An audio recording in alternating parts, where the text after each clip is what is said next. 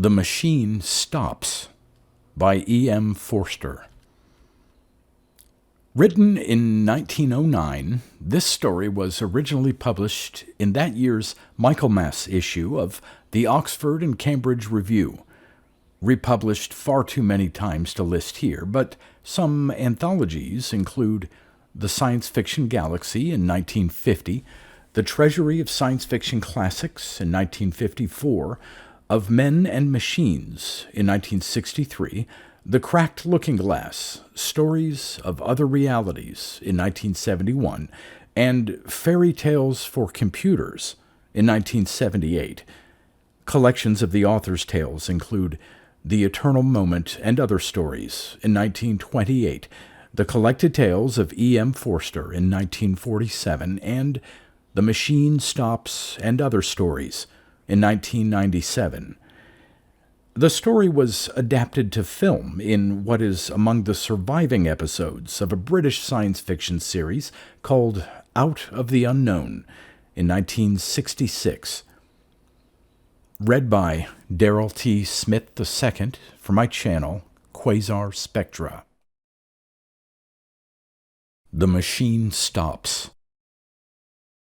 Part 1. The Airship. Imagine, if you can, a small room, hexagonal in shape, like the cell of a bee. It is lighted neither by window nor by lamp, yet it is filled with a soft radiance. There are no apertures for ventilation, yet the air is fresh. There are no musical instruments, and yet, at the moment that my meditation opens, this room is throbbing with melodious sounds. An armchair is in the center. By its side, a reading desk. That is all the furniture. And in the armchair there sits a swaddled lump of flesh. A woman about 5 feet high, with a face as white as a fungus. It is to her that the little room belongs.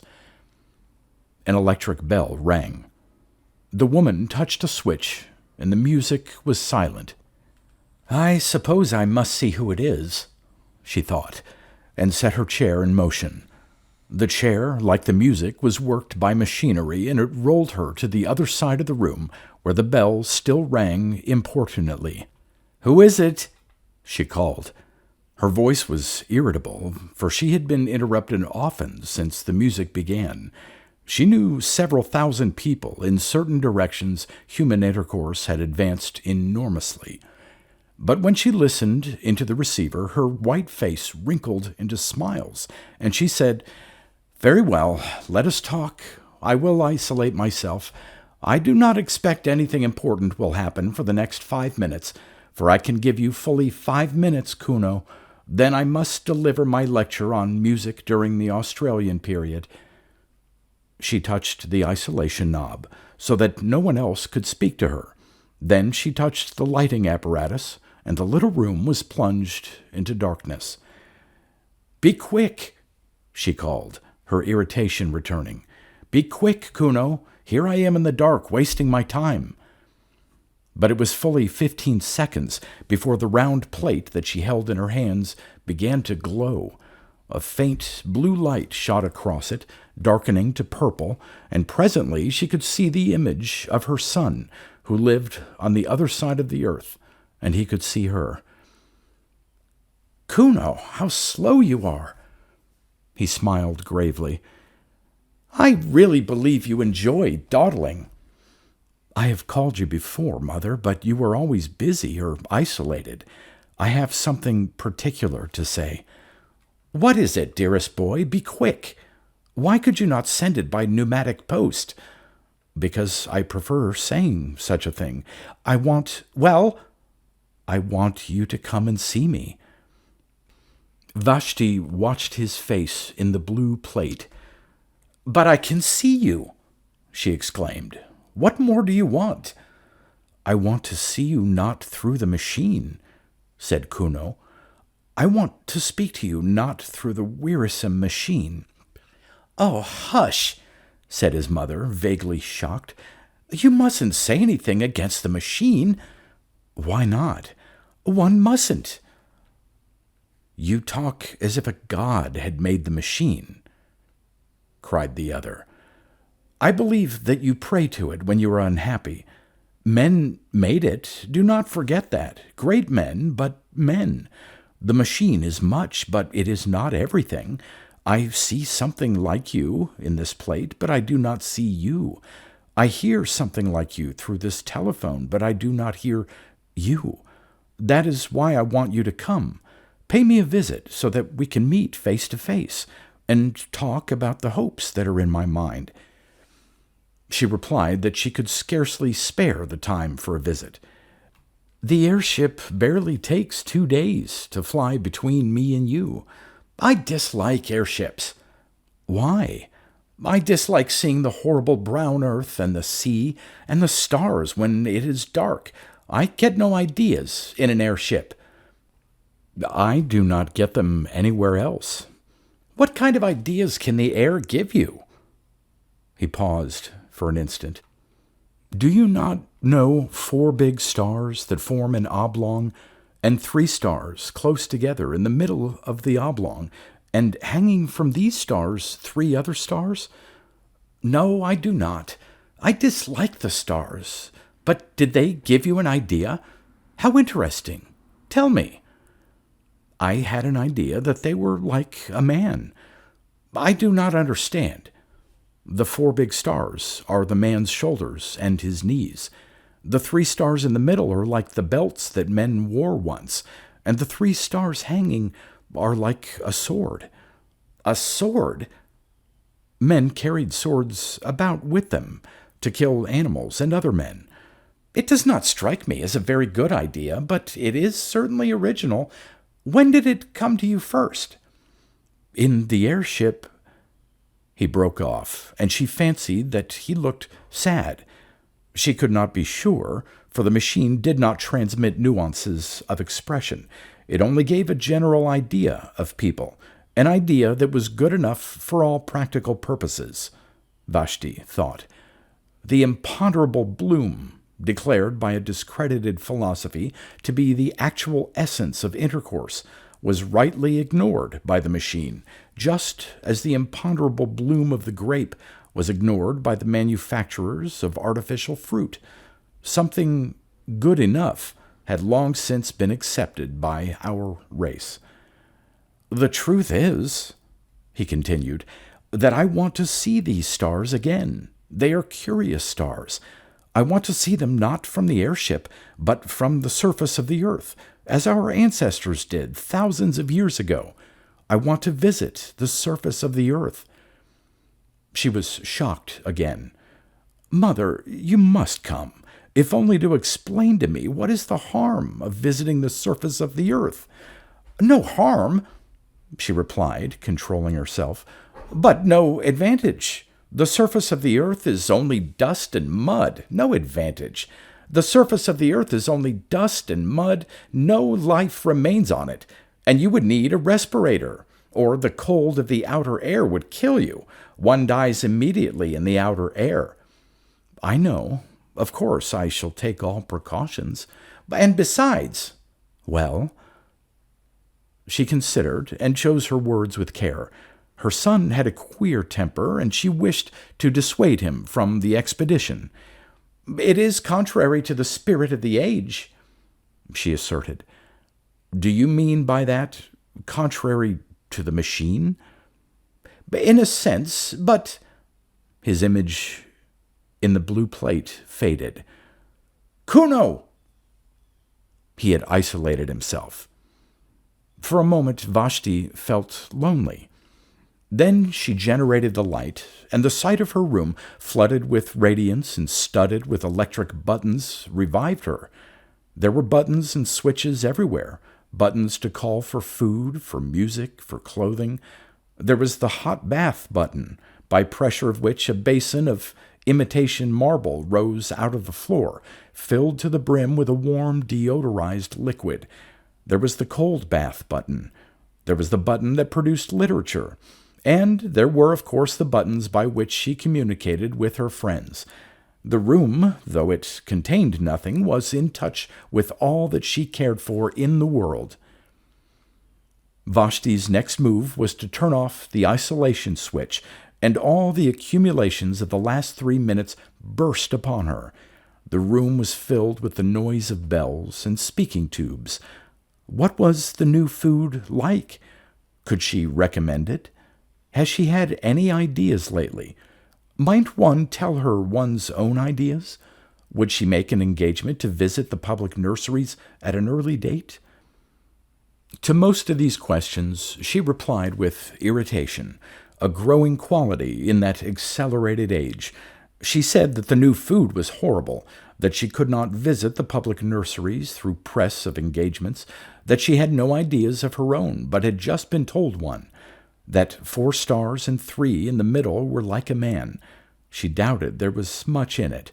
Then she switched off her correspondence, for it was time to deliver her lecture on Australian music.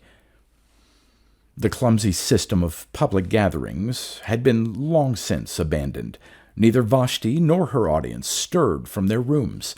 Seated in her armchair, she spoke, while they in their armchairs heard her fairly well and saw her fairly well. She opened with a humorous account of music in the pre-Mongolian epoch, and went on to describe the great outburst of song that followed the Chinese conquest.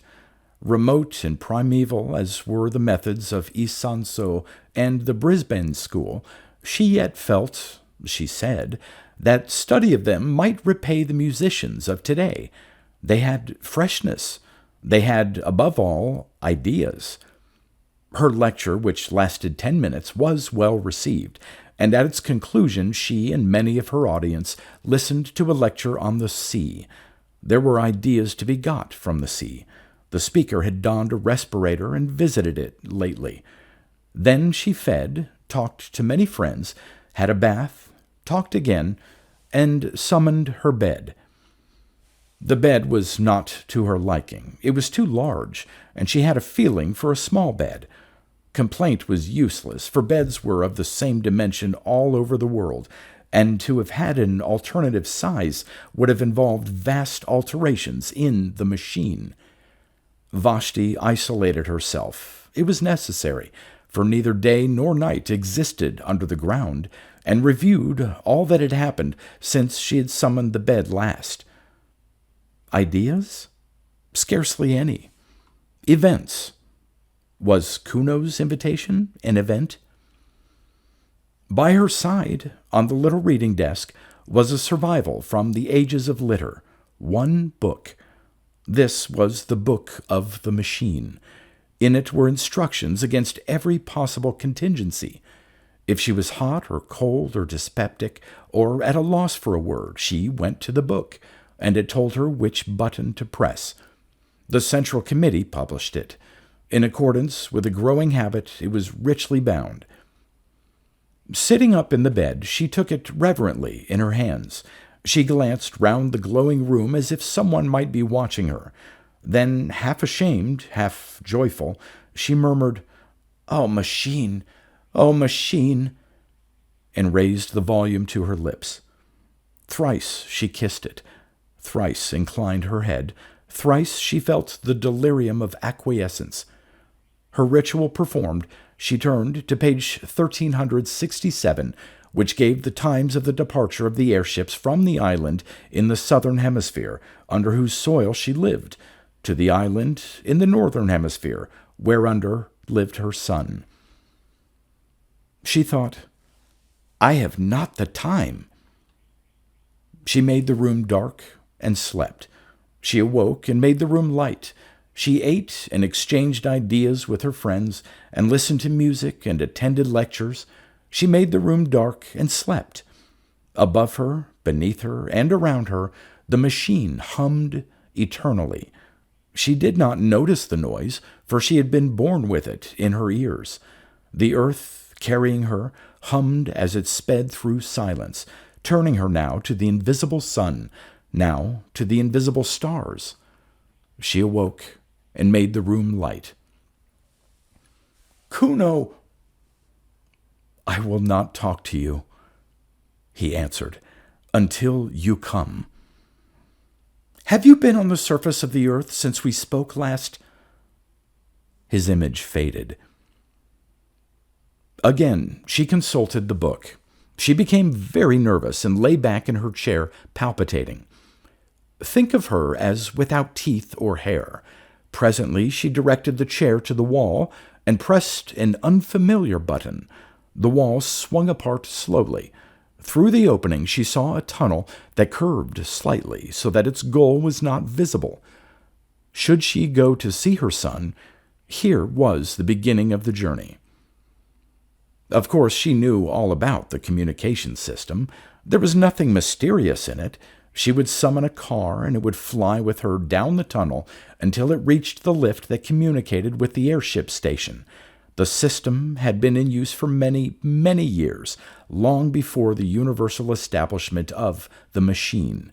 And of course, she had studied the civilization that had immediately preceded her own, the civilization that had mistaken the functions of the system and had used it for bringing people to things instead of for bringing things to people. Those funny old days when men went for change of air instead of changing the air in their rooms. And yet she was frightened of the tunnel. She had not seen it since her last child was born. It curved, but not quite as she remembered. It was brilliant, but not quite as brilliant as a lecturer had suggested. Vashti was seized with the terrors of direct experience. She shrank back into the room, and the wall closed up again. "Kuno," she said, "I cannot come to see you. I am not well." Immediately, an enormous apparatus fell onto her out of the ceiling. A thermometer was automatically laid upon her heart. She lay powerless. Cool pads soothed her forehead. Kuno had telegraphed to her doctor. So the human passions still blundered up and down in the machine. Vashti drank the medicine that the doctor projected into her mouth, and the machinery retired into the ceiling. The voice of Kuno was heard asking how she felt. "Better." Then, with irritation, "But why do you not come to me instead?" "Because I cannot leave this place." "Why?" "Because any moment something tremendous may happen." "Have you been on the surface of the earth yet?" "Not yet." "Then what is it?" "I will not tell you through the machine." She resumed her life. But she thought of Kuno as a baby, his birth, his removal to the public nurseries, her own visit to him there, his visits to her, visits which stopped when the machine had assigned him a room on the other side of the earth. "Parents, duties of," said the book of the machine, "cease at the moment of birth. P 422327483. True, but there was something special about Kuno.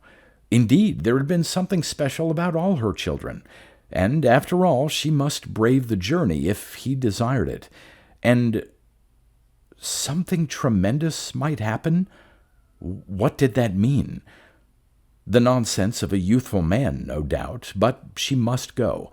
Again she pressed the unfamiliar button. Again the wall swung back, and she saw the tunnel that curves out of sight. Clasping the book, she rose, tottered onto the platform, and summoned the car. Her room closed behind her. The journey to the northern hemisphere had begun. Of course, it was perfectly easy. The car approached, and in it she found armchairs exactly like her own. When she signaled, it stopped, and she tottered into the lift.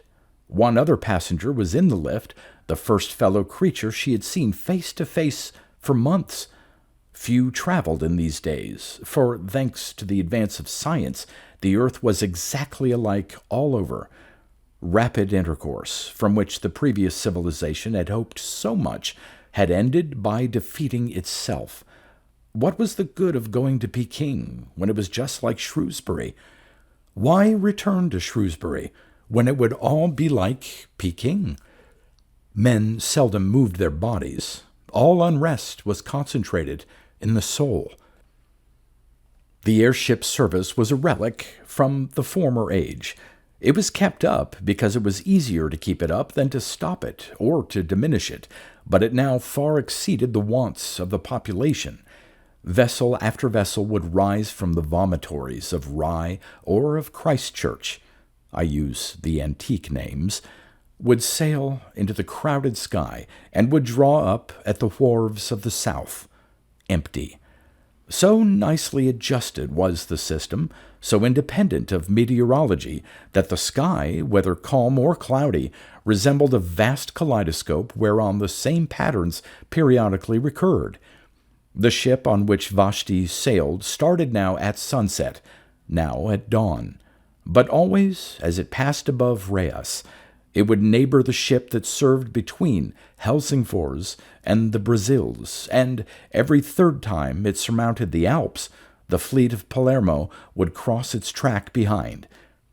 Night and day, wind and storm, tide and earthquake, impeded man no longer. He had harnessed Leviathan. All the old literature, with its praise of nature and its fear of nature, rang false as the prattle of a child. Yet, as Vashti saw the vast flank of the ship stained with exposure to the outer air, her horror of direct experience returned. It was not quite like the airship in the cinematophote. For one thing, it smelt, not strongly or unpleasantly, but it did smell, and with her eyes shut she should have known that a new thing was close to her. Then she had to walk to it from the lift, had to submit to glances from the other passengers. The man in front dropped his book. No great matter, but it disquieted them all. In the rooms, if the book was dropped, the floor raised it mechanically, but the gangway to the airship was not so prepared, and the sacred volume lay motionless. They stopped. The thing was unforeseen, and the man, instead of picking up his property, felt the muscles of his arm to see how they had failed him. Then someone actually said with direct utterance, "We shall be late," and they trooped on board, Vashti treading on the pages as she did so. Inside, her anxiety increased. The arrangements were old-fashioned and rough. There was even a female attendant to whom she would have to announce her wants during the voyage. Of course, a revolving platform ran the length of the boat, but she was expected to walk from it to her cabin. Some cabins were better than others, and she did not get the best. She thought that the attendant had been unfair, and spasms of rage shook her. The glass valves had closed. She could not go back. She saw, at the end of the vestibule, the lift in which she had ascended going quietly up and down, empty. Beneath those corridors of shining tiles were rooms, tier below tier, reaching far into the earth, and in each room there sat a human being, eating or sleeping or producing ideas. And buried deep in the hive was her own room. Vashti was afraid. "Oh, machine!" she murmured, and caressed her book, and was comforted. Then the sides of the vestibule seemed to melt together, as do the passages that we see in dreams. The lift vanished. The book that had been dropped slid to the left and vanished. Polished tiles rushed by like a stream of water. There was a slight jar, and the airship, issuing from its tunnel, soared above the waters of a tropical ocean. It was night. For a moment she saw the coast of Sumatra edged by the phosphorescence of waves, and crowned by lighthouses, still sending forth their disregarded beams. These also vanished, and only the stars distracted her. They were not motionless, but swayed to and fro above her head, thronging out of one skylight into another, as if the universe and not the airship was careening. And, as often happens on clear nights, they seemed now to be in perspective, now on a plane, now piled tier beyond tier into the infinite heavens, now concealing infinity, a roof limiting forever the visions of men. In either case, they seemed intolerable. "Are we to travel in the dark?" called the passengers angrily, and the attendant, who had been careless, generated the light and pulled down the blinds of pliable metal. When the airships had been built, the desire to look direct at things still lingered in the world. Hence the extraordinary number of skylights and windows, and the proportionate discomfort to those who were civilized and refined. Even in Vashti's cabin, one star peeped through a flaw in the blind, and after a few hours' uneasy slumber, she was disturbed by an unfamiliar glow, which was the dawn. Quick as the ship had sped westwards, the earth had rolled eastwards quicker still, and had dragged back Vashti and her companions towards the sun. Science could prolong the night, but only for a little, and those high hopes of neutralizing the earth's diurnal revolution had passed, together with hopes that were possibly higher. To keep pace with the sun, or even to outstrip it, had been the aim of the civilization preceding this. Racing airplanes had been built for the purpose, capable of enormous speed, and steered by the greatest intellects of the epoch. Round the globe they went, round and round, westward, westward, round and round, amidst humanity's applause. In vain. The globe went eastward quicker still. Horrible accidents occurred, and the committee of the machine, at the time rising into prominence, declared the pursuit illegal, unmechanical, and punishable by homelessness. Of homelessness, more will be said later. Doubtless the committee was right, yet the attempt to defeat the sun aroused the last common interest that our race experienced about the heavenly bodies, or indeed about anything. It was the last time that men were compacted by thinking of a power outside the world. The sun had conquered, yet it was the end of his spiritual dominion. Dawn, midday, twilight, the zodiacal path, touched neither men's lives nor their hearts, and science retreated into the ground to concentrate herself upon problems that she was certain of solving. So when Vashti found her cabin invaded by a rosy finger of light, she was annoyed and tried to adjust the blind, but the blind flew up altogether, and she saw through the skylight small pink clouds swaying against a background of blue, and as the sun crept higher, its radiance entered direct, brimming down the wall like a golden sea. It rose and fell with the airship's motion, just as waves rise and fall, but it advanced steadily as a tide advances. Unless she was careful, it would strike her face. A spasm of horror shook her, and she rang for the attendant. The attendant, too, was horrified, but she could do nothing. It was not her place to mend the blind. She could only suggest that the lady should change her cabin, which she accordingly prepared to do.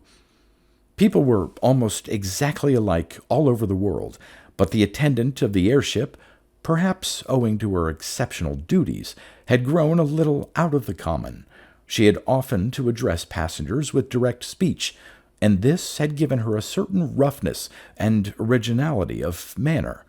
When Vashti swerved away from the sunbeams with a cry, she behaved barbarically. She put out her hand to steady her. "How dare you!" exclaimed the passenger. "You forget yourself." The woman was confused and apologized for not having let her fall. People never touched one another. The custom had become obsolete owing to the machine. "Where are we now?" asked Vashti haughtily. "We're over Asia," said the attendant, anxious to be polite. "Asia?" "You must excuse my common way of speaking. I have got into the habit of calling places over which I pass by their unmechanical names." "Oh, I remember Asia. The Mongols came from it." "Beneath us, in the open air, stood a city that was once called Simla. Have you ever heard of the Mongols and of the Brisbane school?" "No." "Brisbane also stood in the open air." "Those mountains to the right. Let me show you them." She pushed back a metal blind. The main chain of the Himalayas was revealed. They were once called the roof of the world, those mountains.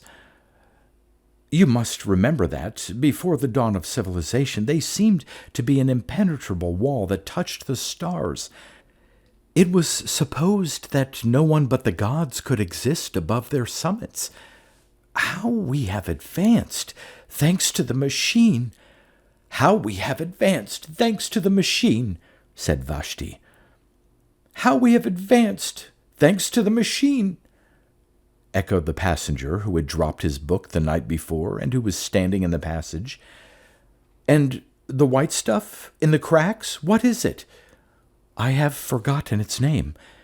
Cover the window, please. These mountains give me no ideas. The northern aspect of the Himalayas was in deep shadow. On the Indian slope the sun had just prevailed. The forests had been destroyed during the literature epoch for the purpose of making newspaper pulp, but the snows were awakening to their morning glory, and clouds still hung on the breasts of Kinchinjunga. In the plain were seen the ruins of cities, with diminished rivers creeping by their walls, and by the sides of these were sometimes the signs of vomitories, marking the cities of today. Over the whole prospect airships rushed, crossing the intercrossing with incredible aplomb, and rising nonchalantly when they desired to escape the perturbations of the lower atmosphere and to traverse the roof of the world. We have indeed advanced, thanks to the machine, repeated the attendant, and hid the Himalayas behind a metal blind. The day dragged wearily forward. The passengers sat at each in his cabin, avoiding one another with an almost physical repulsion and longing to be once more under the surface of the earth. There were 8 or 10 of them, mostly young males, sent out from the public nurseries to inhabit the rooms of those who had died in various parts of the earth. The man who had dropped his book was on the homeward journey. He had been sent to Sumatra for the purpose of propagating the race. Vashti alone was traveling by her private will. At midday, she took a second glance at the earth. The airship was crossing another range of mountains, but she could see little, owing to clouds. Masses of black rock hovered below her and merged indistinctly into gray. Their shapes were fantastic. One of them resembled a prostrate man. No ideas here, murmured Vashti, and hid the Caucasus behind a metal blind. In the evening she looked again. They were crossing a golden sea in which lay many small islands and one peninsula. She repeated, "No ideas here," and hid Greece behind a metal blind. Part 2. The Mending Apparatus. By a vestibule, by a lift, by a tubular railway, by a platform, by a sliding door, by reversing all the steps of her departure, did Vashti arrive at her son's room, which exactly resembled her own. She might well declare that the visit was superfluous. The buttons, the knobs, the reading desk with the book, the temperature, the atmosphere, the illumination, all were exactly the same, and if Kuno himself, flesh of her flesh, stood close beside her at last, what profit was there in that? She was too well bred to shake him by the hand. Averting her eyes, she spoke as follows. "Here I am. I have had the most terrible journey and greatly retarded the development of my soul. It is not worth it, Kuno. It is not worth it. My time is too precious. The sunlight almost touched me, and I have met with the rudest people. I can only stop a few minutes. Say what you want to say, and then I must return." "I have been threatened with homelessness," said Kuno. She looked at him now. "I have been threatened with homelessness, and I could not tell you such a thing through the machine." Homelessness means death. The victim is exposed to the air, which kills him. "I have been outside since I spoke to you last. The tremendous thing has happened, and they have discovered me."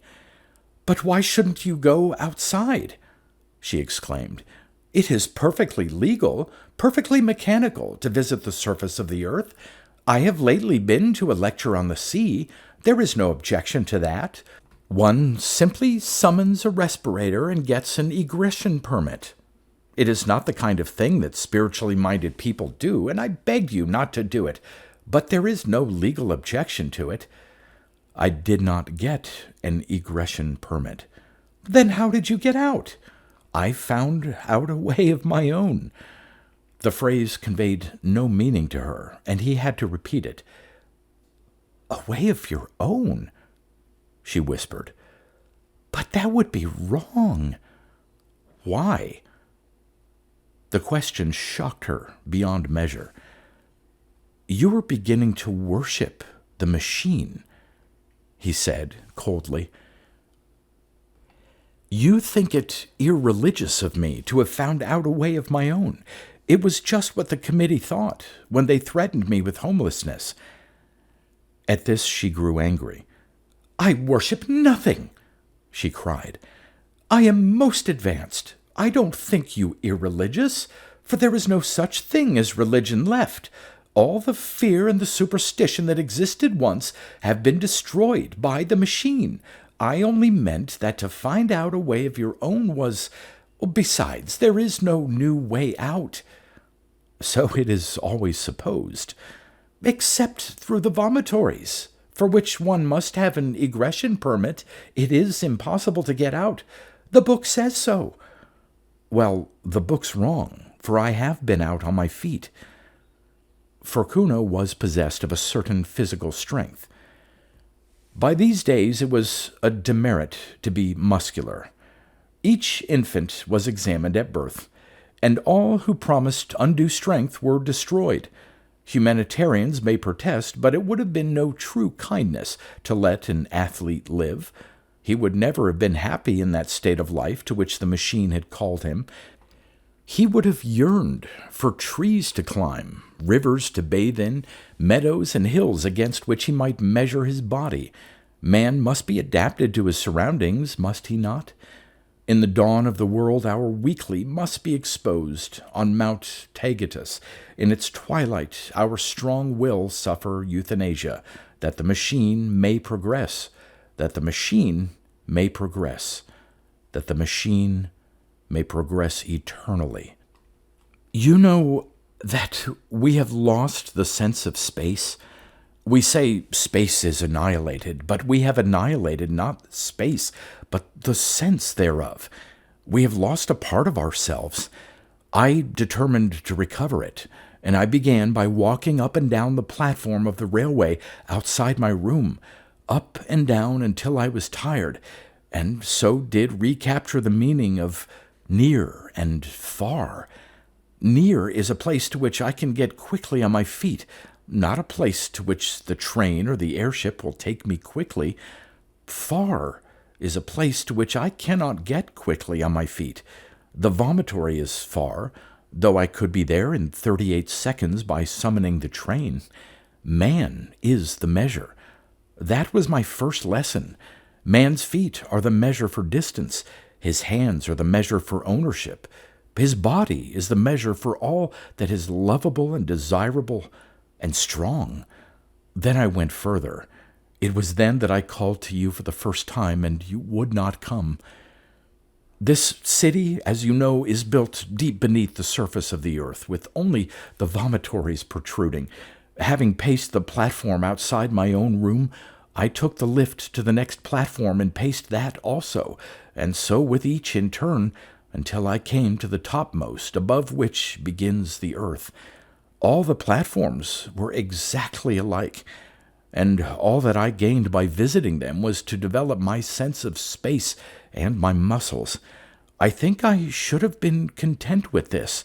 It is not a little thing, but as I walked and brooded, it occurred to me that our cities had been built in the days when men still breathed the outer air, and that there had been ventilation shafts for the workmen. Well, I could think of nothing but these ventilation shafts. Had they been destroyed by all the food tubes and medicine tubes and music tubes that the machine has evolved lately? Or did traces of them remain? One thing was certain. If I came upon them anywhere, it would be in the railway tunnels of the topmost story. Everywhere else, all space was accounted for. But I am telling my story quickly, but don't think that I was not a coward or that your answers never depressed me. It is not the proper thing. It is not mechanical. It is not decent to walk along a railway tunnel. I did not fear that I might tread upon a live rail and be killed. I feared something far more intangible, doing what was not contemplated by the machine. Then I said to myself, man is the measure. And I went, and after many visits, I found an opening. The tunnels, of course, were lighted. Everything is light, artificial light. Darkness is the exception. So when I saw a black gap in the tiles, I knew that it was an exception, and rejoiced. I put in my arm. I could put in no more at first, and waved it round and round in ecstasy. I loosened another tile and put in my head and shouted into the darkness, I am coming! I shall do it yet! And my voice reverberated down endless passages. I seemed to hear the spirits of those dead workmen who had returned each evening to the starlight, and to their wives, and all the generations who had lived in the open air called back to me, You will do it yet, you are coming. He paused, and, absurd as he was, his last words moved her. For Kuno had lately asked to be a father, and his request had been refused by the committee. He was not a type that the machine desired to hand on. Then a train passed. It brushed by me, but I thrust my head and arms into the hole. I had done enough for one day, so I crawled back to the platform, went down in the lift, and summoned my bed. Ah, what dreams! And again I called you, and again you refused. She shook her head and said, Don't talk of these terrible things. You make me miserable. You are throwing civilization away. But I had got back the sense of space, and a man cannot rest then. I determined to get in at the hole and climb the shaft, and so I exercised my arms. Day after day I went through ridiculous movements until my flesh ached, and I could hang by my hands and hold the pillow of my bed outstretched for many minutes. Then I summoned a respirator and started. It was easy at first. The mortar had somehow rotted, and I soon pushed some more tiles in and clambered after them into the darkness, and the spirits of the dead comforted me. I don't know what I mean by that. I just say what I felt.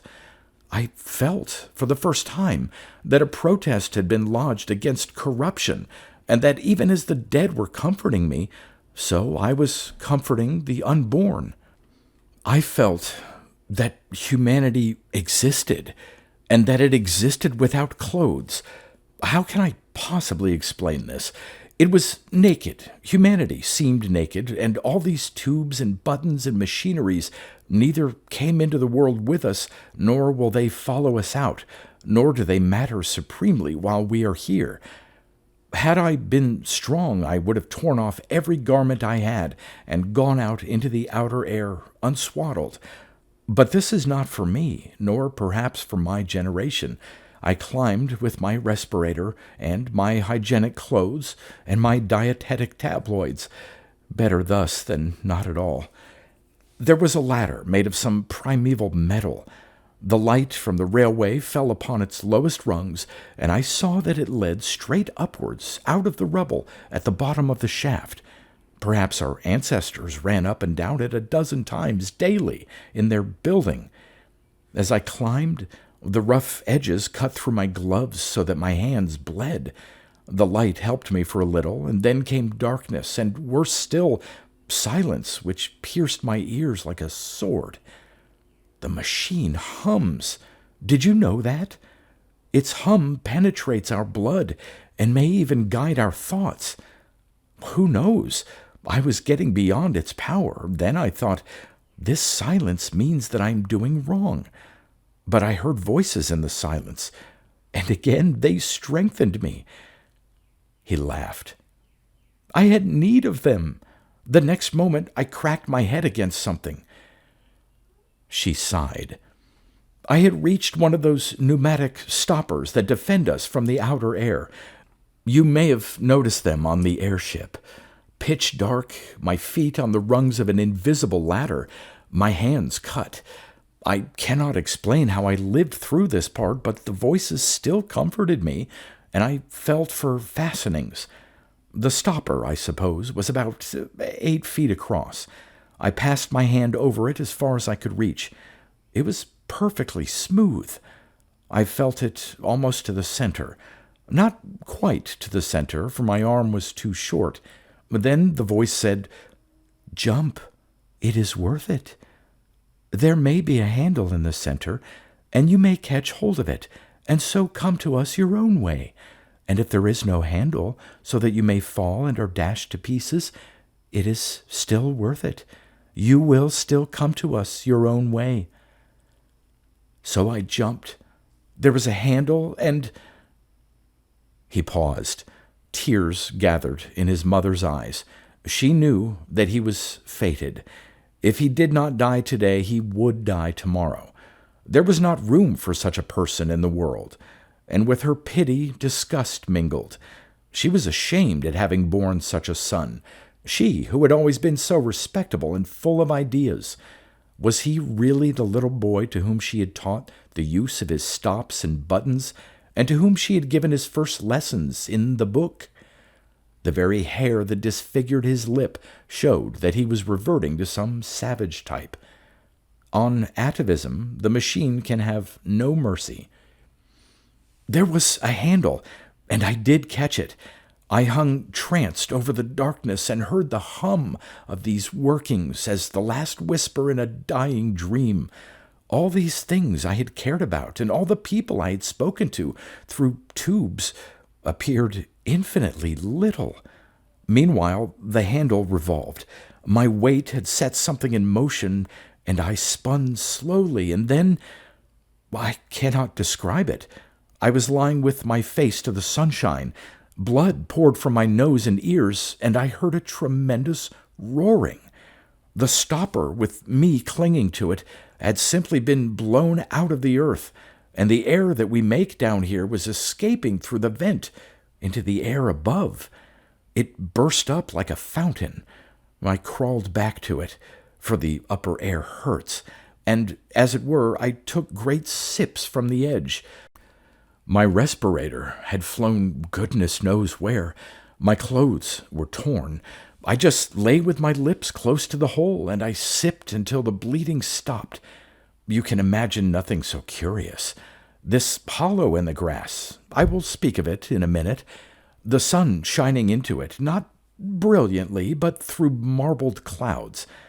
The peace, the nonchalance, the sense of space, and... brushing my cheek, the roaring fountain of our artificial air. Soon I spied my respirator, bobbing up and down in the current high above my head, and higher still were many airships. But no one ever looks out of airships, and in any case they could not have picked me up. There I was, stranded. The sun shone a little way down the shaft, and revealed the topmost rung of the ladder, but it was hopeless trying to reach it. I should either have been tossed up again by the escape, or else have fallen in and died. I could only lie on the grass, sipping and sipping, and from time to time glancing around me. I knew that I was in Wessex, for I had taken care to go to a lecture on the subject before starting. Wessex lies above the room in which we are talking now. It was once an important state. Its kings held all the southern coast, from the Andredswald to Cornwall, while the Vansdyke protected them on the north, running over the high ground. The lecturer was only concerned with the rise of Wessex, so I do not know how long it remained in international power, nor would the knowledge have assisted me. To tell the truth, I could do nothing but laugh during this part. There was I, with a pneumatic stopper by my side, and a respirator bobbing over my head, imprisoned, all three of us, in a grass-grown hollow that was edged with fern. Then he grew grave again. Lucky for me that it was a hollow, for the air began to fall back into it and to fill it as water fills a bowl. I could crawl about. Presently I stood. I breathed a mixture in which the air that hurts predominated whenever I tried to climb the sides. This was not so bad. I had not lost my tabloids and remained ridiculously cheerful. And as for the machine, I forgot about it altogether.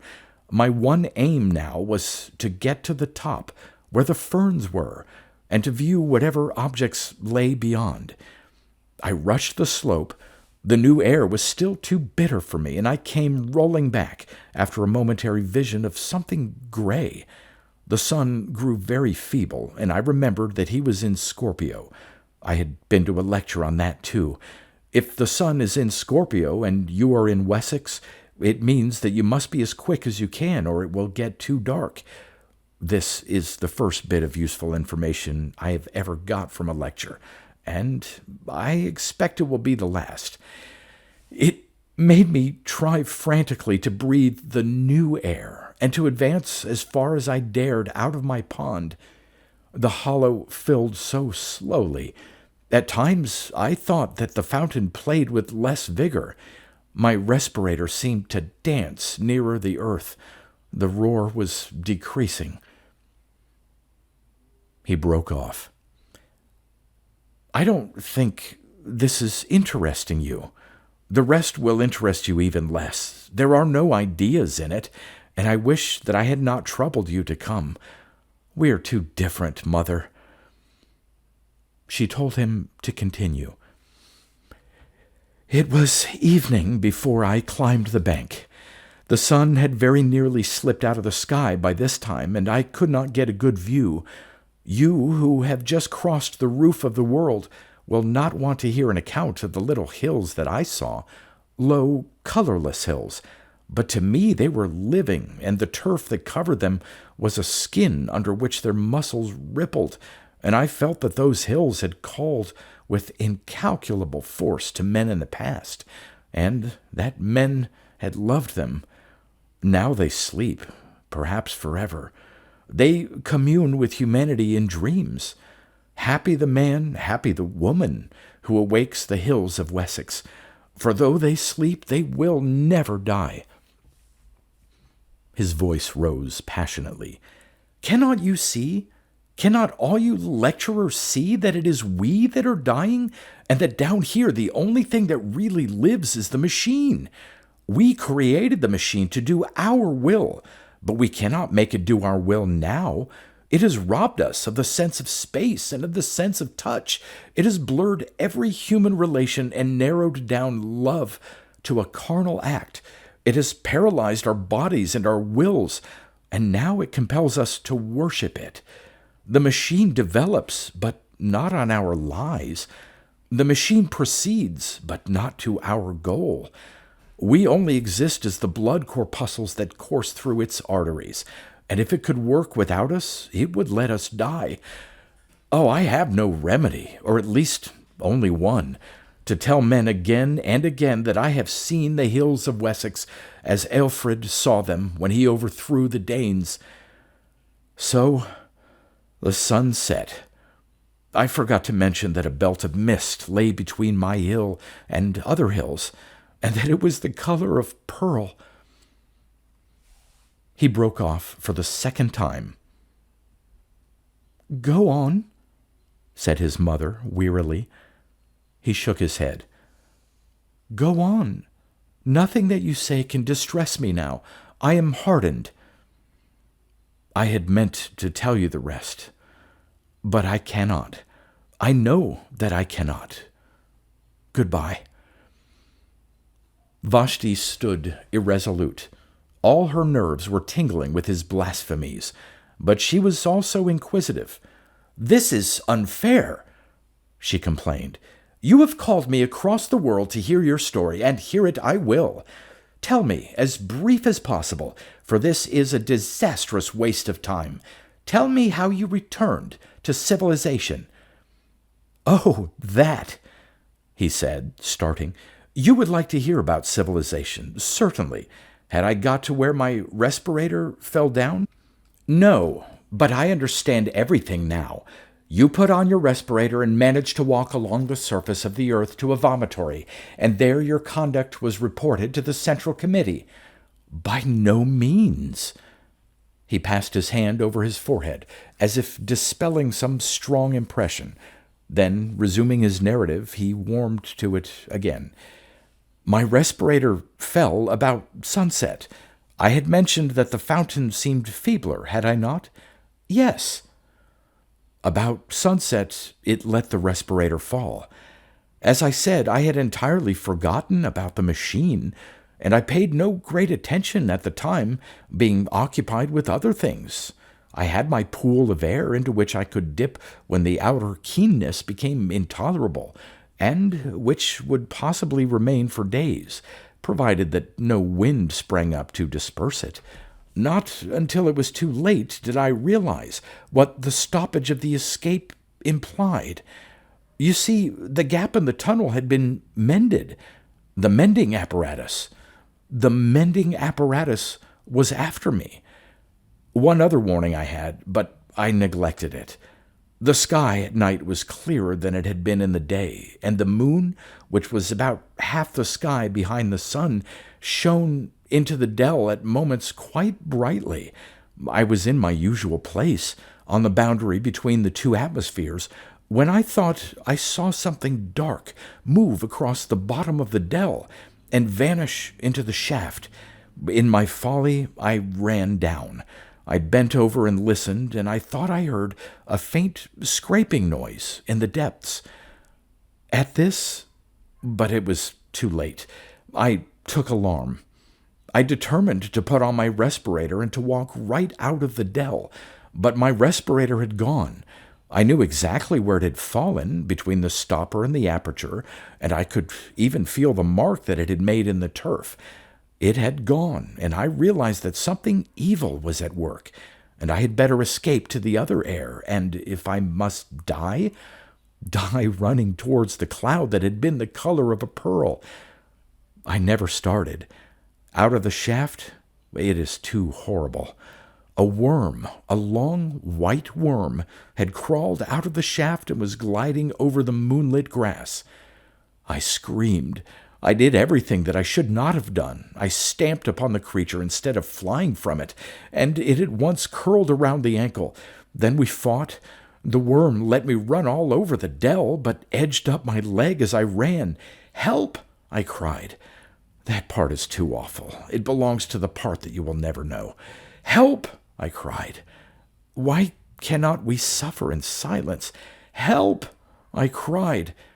When my feet were wound together, I fell. I was dragged away from the dear ferns and the living hills and past the great metal stopper.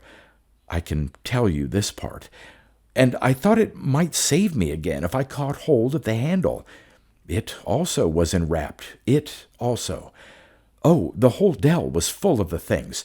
They were searching it in all directions. They were denuding it, and the white snouts of others peeped out of the hole, ready if needed. Everything that could be moved they brought. Brushwood, bundles of fern, everything. And down we all went, intertwined into hell. The last things that I saw, ere the stopper closed after us, were certain stars, and I felt that a man of my sort lived in the sky. For I did fight. I fought till the very end, and it was only my head hitting against the ladder that quieted me. I woke up in this room. The worms had vanished. I was surrounded by artificial air, artificial light, artificial peace, and my friends were calling to me down speaking tubes to know whether I had come across any new ideas lately. Here his story ended. Discussion of it was impossible, and Vashti turned to go. "It will end in homelessness," she said quietly. "I wish it would," retorted Kuno. "The machine has been most merciful." "I prefer the mercy of God." "By that superstitious phrase, do you mean that you could live in the outer air?" "Yes, Have you ever seen round the vomitories the bones of those who were extruded after the great rebellion? Yes. They were left where they perished for our edification. A few crawled away, but they perished too. Who can doubt it? And so with the homeless of our own day. The surface of the earth supports life no longer. Indeed, ferns and a little grass may survive, but all higher forms have perished. Has any airship detected them? No. Has any lecturer dealt with them? No. Then why this obstinacy? Because I have seen them, he exploded. Seen what? Because I have seen her in the twilight, because she came to my help when I called, because she too was entangled by the worms, and luckier than I was killed by one of them piercing her throat. He was mad. Vashti departed, nor in the troubles that followed did she ever see his face again. Part 3. The Homeless. During the years that followed Kuno's escapade, two important developments took place in the machine. On the surface, they were revolutionary, but in either case, men's minds had been prepared beforehand, and they did but express tendencies that were latent already. The first of these was the abolition of respirators. Advanced thinkers like Vashti had always held it foolish to visit the surface of the earth. Airships might be necessary, but what was the good of going out for mere curiosity and crawling along for a mile or two in a terrestrial motor? The habit was vulgar and perhaps faintly improper. It was unproductive of ideas and had no connection with the habits that really mattered. So respirators were abolished, and with them, of course, the terrestrial motors, and except for a few lecturers who complained that they were debarred access to their subject matter, the development was accepted quietly. Those who still wanted to know what the earth was like had, after all, only to listen to some gramophone or to look into some cinematophote.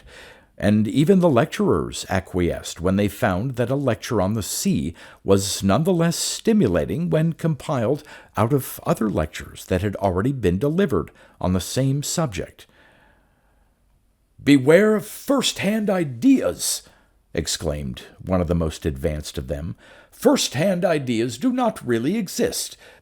They are but the physical impressions produced by love and fear, and on this gross foundation who could erect a philosophy? Let your ideas be second-hand, and, if possible, tenth-hand, for then they will be far removed from that disturbing element, direct observation.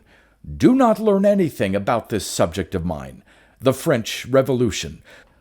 Learn instead what I think that Enicarman thought, Urizen thought, Gooch thought, Ho-Yung thought, Chibo Singh thought, Lafcadio Hearn thought, Carlyle thought, Mirabeau said about the French Revolution. Through the medium of these 10 great minds, the blood that was shed at Paris and the windows that were broken at Versailles will be clarified to an idea which you may employ most profitably in your daily lives. But be sure that the intermediates are many and varied, for in history one authority exists to counteract another. Urizen must counteract the skepticism of Ho-Yung and Enicarman. I must myself counteract the impetuosity of Gooch. You who listen to me are in a better position to judge about the French Revolution than I am. Your descendants will be even in a better position than you, for they will learn what you think I think, and yet another intermediate will be added to the chain, and in time," his voice rose, "there will come a generation that had got beyond facts, beyond impressions, a generation absolutely colorless, a generation seraphically free from taint of personality, which will see the French Revolution not as it happened, nor as they would like it to have happened, but as it would have happened had it taken place in the days of the machine." Tremendous applause greeted this lecture, which did but voice a feeling already latent in the minds of men, a feeling that terrestrial facts must be ignored, and that the abolition of respirators was a positive gain. It was even suggested that airships should be abolished too. This was not done, because airships had somehow worked themselves into the machine's system, but year by year they were used less, and mentioned less by thoughtful men. The second great development was the reestablishment of religion. This, too, had been voiced in the celebrated lecture. No one could mistake the reverent tone in which the peroration had concluded, and it awakened a responsive echo in the heart of each. Those who had long worshipped silently now began to talk. They described the strange feeling of peace that came over them when they handled the book of the machine, the pleasure that it was to repeat certain numerals out of it, however little meaning those numerals conveyed to the outward ear, the ecstasy of touching a button, however unimportant, or of ringing an electric bell, however superfluously. "The machine," they exclaimed, "feeds us and clothes us and houses us. Through it we speak to one another. Through it we see one another. In it we have our being. The machine is the friend of ideas and the enemy of superstition. The machine is omnipotent, eternal. Blessed is the machine." And before long this allocution was printed on the first page of the book, and in subsequent editions the ritual swelled into a complicated system of praise and prayer. The word religion was sedulously avoided, and in theory the machine was still the creation and the implement of man, but in practice all, save a few retrogrades, worshipped it as divine. Nor was it worshipped in unity. One believer would be chiefly impressed by the blue optic plates through which he saw other believers, another by the mending apparatus which sinful Kuno had compared to worms, another by the lifts, another by the book, and each would pray to this or to that, and ask it to intercede for him with the machine as a whole. Persecution, that also was present. It did not break out, for reasons that will be set forward shortly, but it was latent, and all who did not accept the minimum known as undenominational mechanism lived in danger of homelessness, which means death, as we know.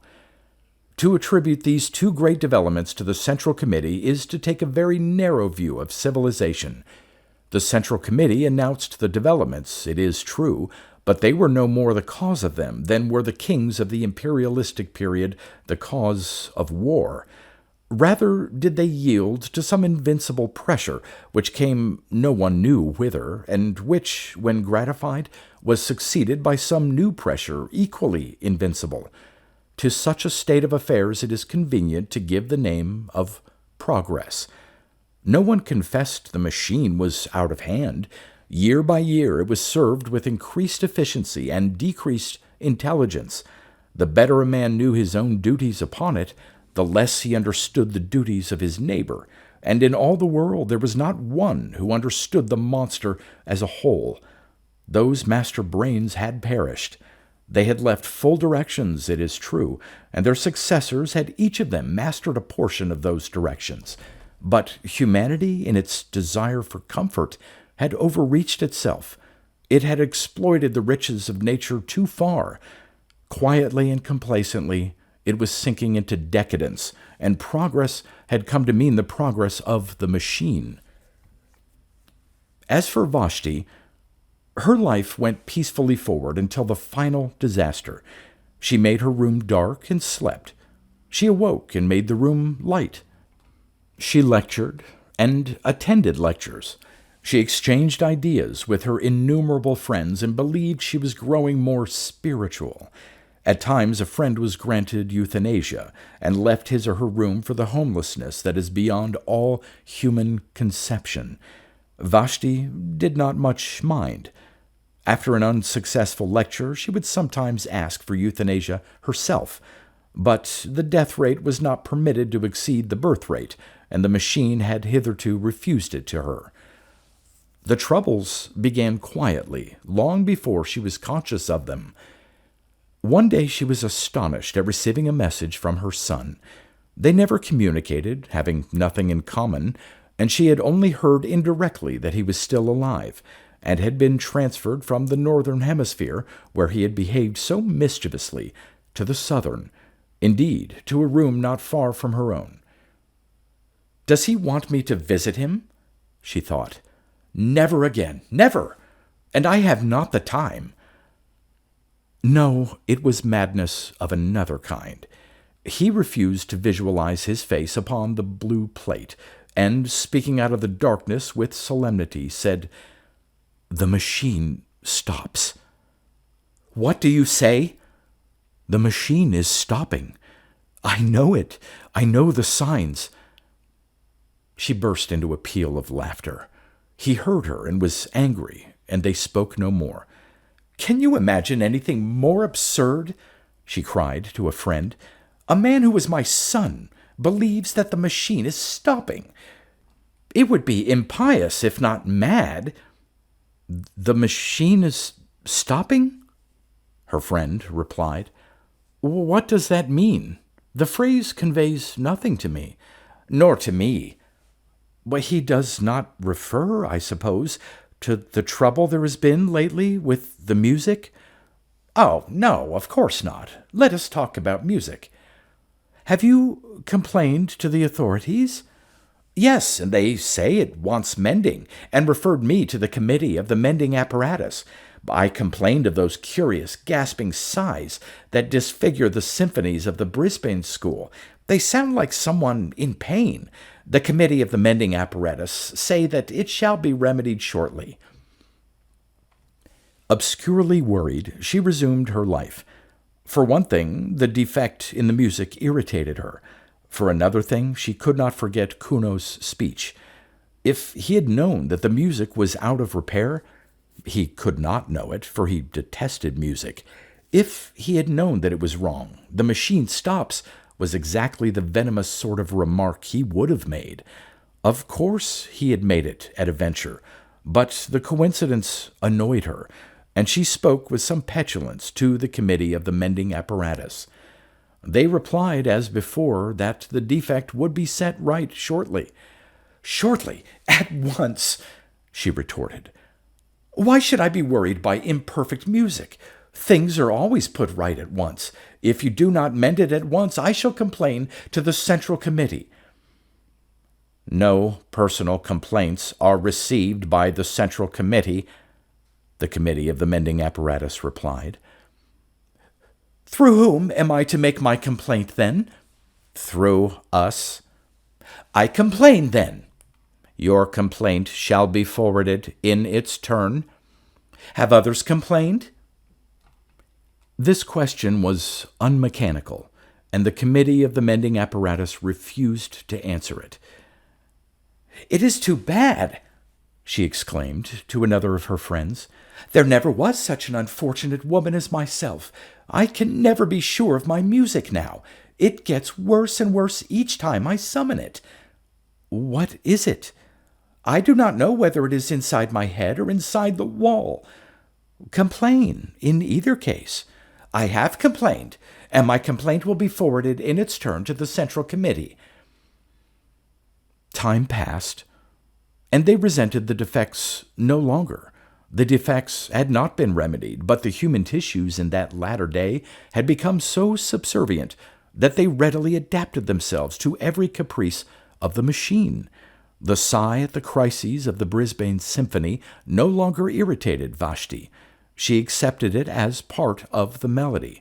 The jarring noise, whether in the head or in the wall, was no longer resented by her friend. And so with the moldy artificial fruit, so with the bath water that began to stink, so with the defective rhymes that the poetry machine had taken to emit. All were bitterly complained of at first, and then acquiesced in and forgotten. Things went from bad to worse, unchallenged. It was otherwise with the failure of the sleeping apparatus. That was a more serious stoppage. There came a day when over the whole world, in Sumatra, in Wessex, in the innumerable cities of Courland and Brazil, the beds, when summoned by their tired owners, failed to appear. It may seem a ludicrous matter, but from it we may date the collapse of humanity. The committee responsible for the failure was assailed by complainants, whom it referred as usual to the Committee of the Mending Apparatus, who in its turn assured them that their complaints would be forwarded to the Central Committee. But the discontent grew, for mankind was not yet sufficiently adaptable to do without sleeping. "Someone is meddling with the machine," they began. "Someone is trying to make himself king, to reintroduce the personal element. Punish that man with homelessness! To the rescue! Avenge the machine! Avenge the machine! War! Kill the man!" But the Committee of the Mending Apparatus now came forward and allayed the panic with well-chosen words. It confessed that the mending apparatus was itself in need of repair. The effect of this frank confession was admirable. "Of course," said a famous lecturer, he of the French Revolution, who gilded each new decay with splendor, "of course we shall not press our complaints now. The mending apparatus has treated us so well in the past that we all sympathize with it, and will wait patiently for its recovery. In its own good time it will resume its duties. Meanwhile, let us do without our beds, our tabloids, our other little wants. Such, I feel sure, would be the wish of the machine." Thousands of miles away, his audience applauded. The machine still linked them. Under the seas, beneath the roots of the mountains, ran the wires through which they saw and heard the enormous eyes and ears that were their heritage, and the hum of many workings clothed their thoughts in one garment of subserviency.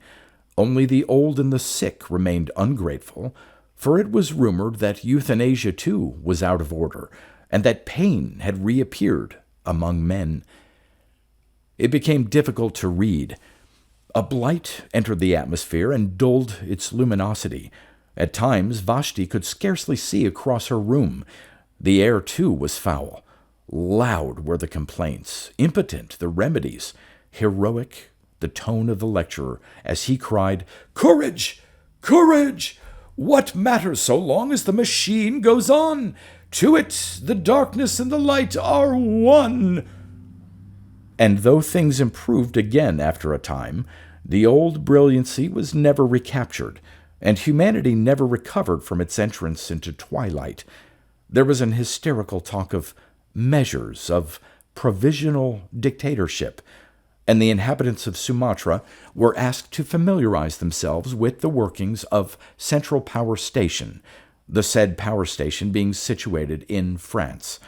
But, for the most part, panic reigned, and men spent their strength praying to their books tangible proofs of the machine's omnipotence.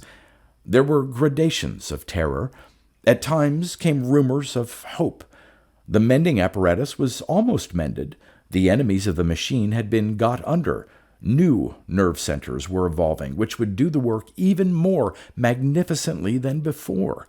But there came a day when, without the slightest warning, without any previous hint of feebleness, the entire communication system broke down all over the world, and the world, as they understood it, ended.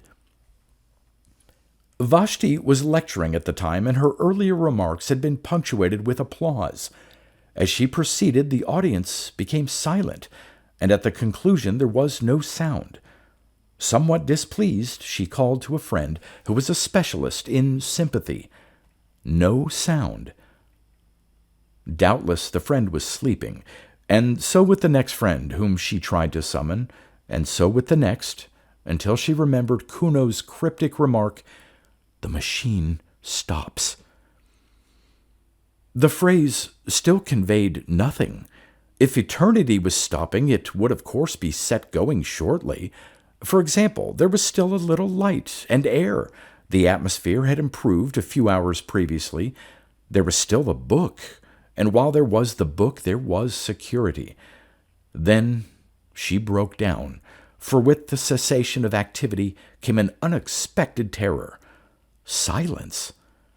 She had never known silence, and the coming of it nearly killed her. It did kill many thousands of people outright. Ever since her birth, she had been surrounded by the steady hum. It was to the ear what artificial air was to the lungs, and agonizing pains shot across her head. And scarcely knowing what she did, she stumbled forward and pressed the unfamiliar button, the one that opened the door of her cell. Now the door of the cell worked on a simple hinge of its own. It was not connected with the central power station, dying far away in France. It opened, rousing immoderate hopes in Vashti, for she thought that the machine had been mended. It opened, and she saw the dim tunnel that curved far away towards freedom. One look, and then she shrank back, for the tunnel was full of people. She was almost the last in that city to have taken alarm. People at any time repelled her, and these were nightmares from her worst dreams. People crawling about, people screaming, whimpering, gasping for breath, touching each other, vanishing in the dark, and ever and anon being pushed off the platform on to the live rail.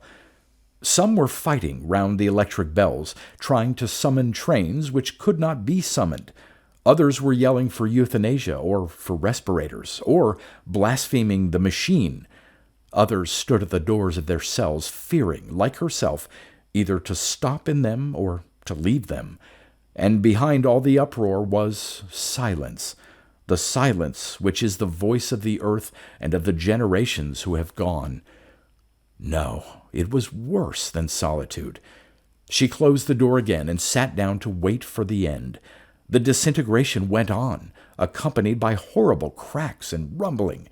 The valves that restrained the medical apparatus must have weakened, for it ruptured and hung hideously from the ceiling. The floor heaved and fell and flung her from the chair. A tube oozed towards her serpent fashion, and at last the final hour approached. Light began to ebb, and she knew that civilization's long day was closing. She whirled around, praying to be saved from this, at any rate, kissing the book, pressing button after button. The uproar outside was increasing and even penetrated the wall. Slowly, the brilliancy of her cell was dimmed.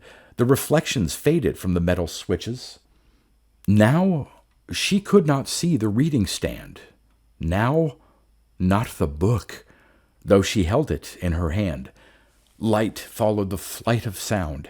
Air was following light, and the original void returned to the cavern from which it has so long been excluded. Vashti continued to whirl, like the devotees of an earlier religion, screaming, praying, striking at the buttons with bleeding hands. It was thus that she opened her prison and escaped in the spirit.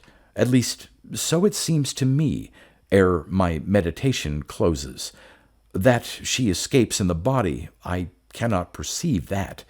She struck, by chance, the switch that released the door, and the rush of foul air on her skin, the loud throbbing whispers in her ears, told her that she was facing the tunnel again, and that tremendous platform on which she had seen men fighting. They were not fighting now. Only the whispers remained, and the little whimpering groans. They were dying by hundreds out in the dark. She burst into tears. Tears answered her. They wept for humanity, those two, not for themselves. They could not bear that this should be the end. Ere silence was completed, their hearts were opened, and they knew what had been important on the earth.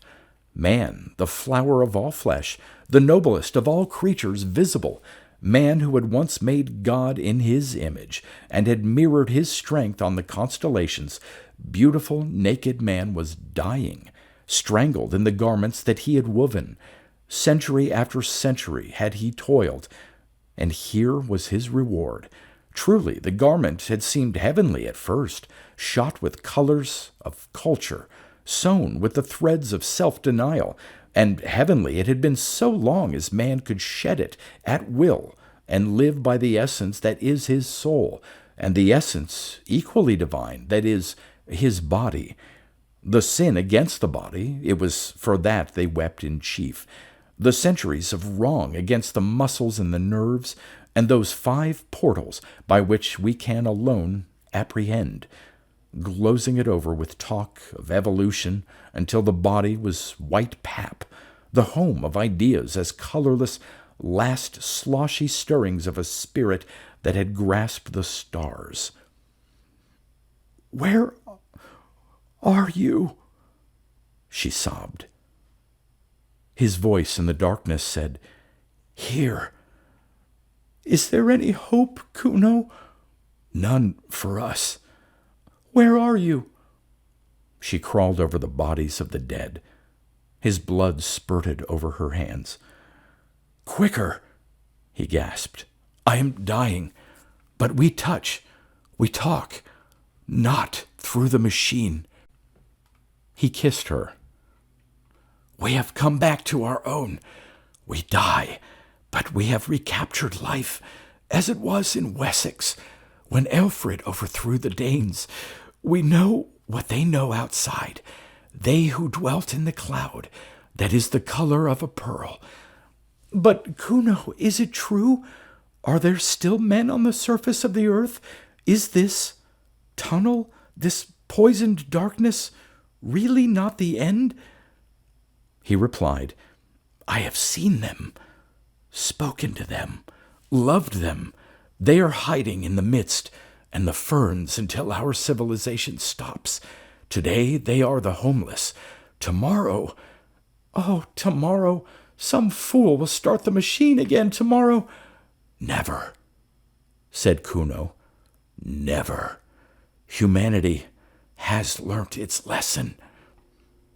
As he spoke, the whole city was broken like a honeycomb. An airship had sailed in through the vomitory into a ruined wharf. It crashed downwards, exploding as it went, rending gallery after gallery with its wings of steel. For a moment they saw the nations of the dead, and, before they joined them, scraps of the untainted sky.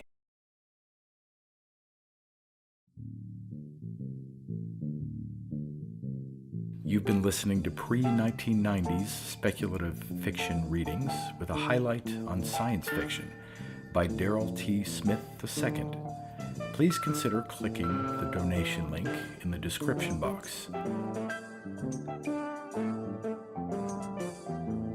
Thank you so much for your time and your imagination.